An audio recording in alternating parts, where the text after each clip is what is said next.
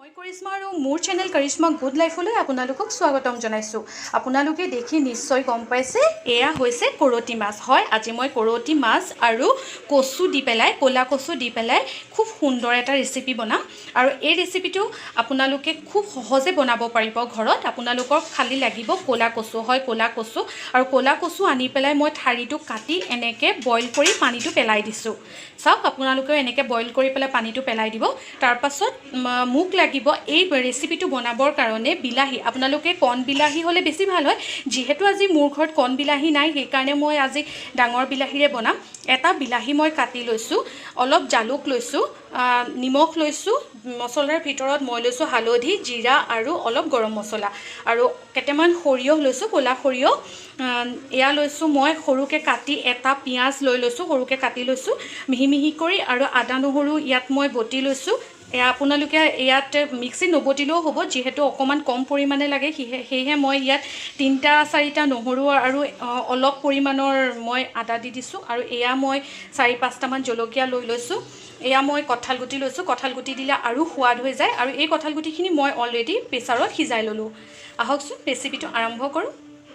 ৰেচিপিটো আৰম্ভ কৰাৰ আগতে প্ৰথমে কৰতি মাছখিনিত মই ভালকৈ হালধি আৰু নিমখ লগাই ভাজি ল'ব লাগিব।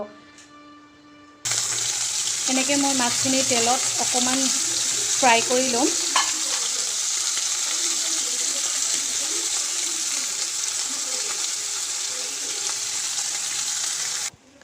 এনেকৈ মই মাছখিনি ভাজি ল'লোঁ।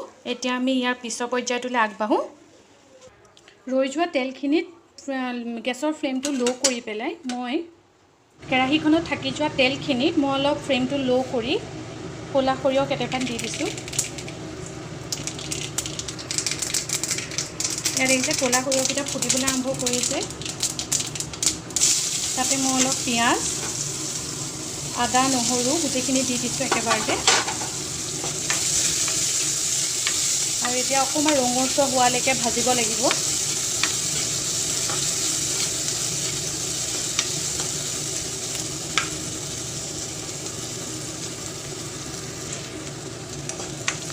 দেখিছে অকণ অকণ ৰঙচুৱা হৈছে। এতিয়া মই কাটি থোৱা বিলাহীখিনি দি দিম। কণ বিলাহী দিলে বেছি সোৱাদ উঠে, কিন্তু যিহেতু মোৰ আজি ঘৰত কণ বিলাহী নাই, সেয়েহে মই ডাঙৰ বিলাহী দিয়ে বনাইছোঁ। ডাঙৰ বিলাহী দিলেও বেয়া নালাগে, খাই ভালেই লাগে।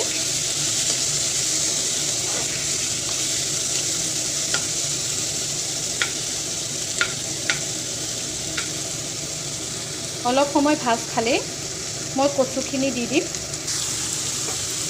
এতিয়া মই কচুখিনি দি দিছোঁ।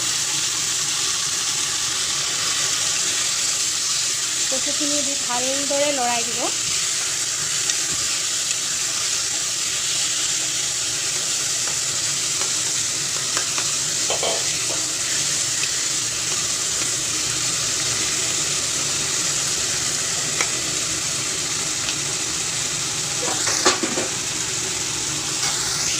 এতিয়া মই লোৱা মছলাখিনিত মই অলপ পানী দিম, মিহলি কৰি ল'ম।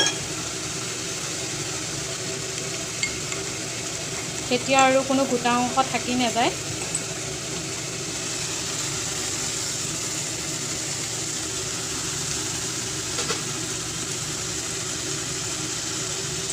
আৰু এতিয়া মই অলপ নিমখ ইয়াত দি দিম।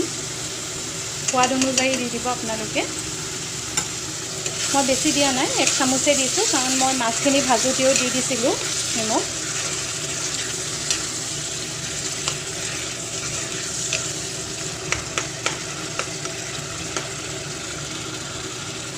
দেখিবলৈ খুব ধুনীয়া হৈছে, নহয়নে বাৰু? এতিয়া মই ইয়াত সিজাই থোৱা কঁঠাল গুটিকেইটা মই অলপ দি দিম।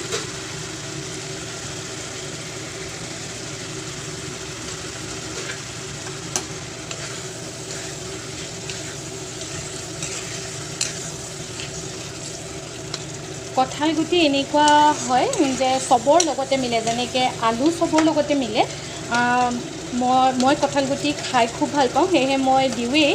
যেতিয়া কঁঠাল ওলায় তেতিয়া মই কঁঠাল গুটি আনি পেলাই মই ৰ'দত শুকুৱাই ধুনীয়াকৈ গুচাই থৈ দিওঁ।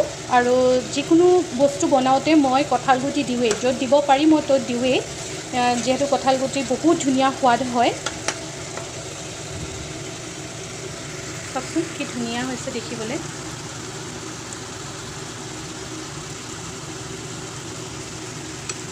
এতিয়া মই অলপ ঢাকি দিম 2 মিনিটমানৰ কাৰণে।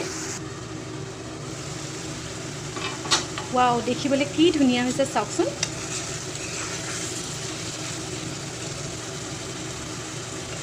কচুৰ পৰা এটা পানী ওলায়েই, যিহেতু সিজাই থোৱা কচু হয়। ইয়াতে মই আৰু পানী ব্যৱহাৰ নকৰোঁ, মই আজি চব্জি টাইপ বনাইছোঁ যিহেতু, আৰু মই ইয়াত পানী ব্যৱহাৰ নকৰোঁ। মই এতিয়া মাছখিনি, ভাজি থোৱা মাছখিনি দি দিম।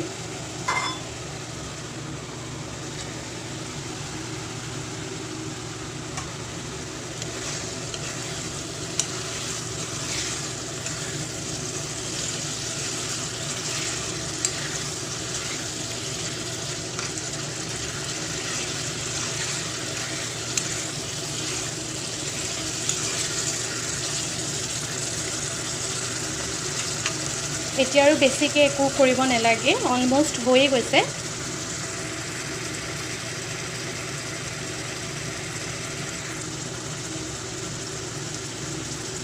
মই একদম লাষ্টত অকণমান জালুকৰ গুড়ি দি দিছোঁ, বৰ ধুনীয়া হয় খাবলৈ তেতিয়া।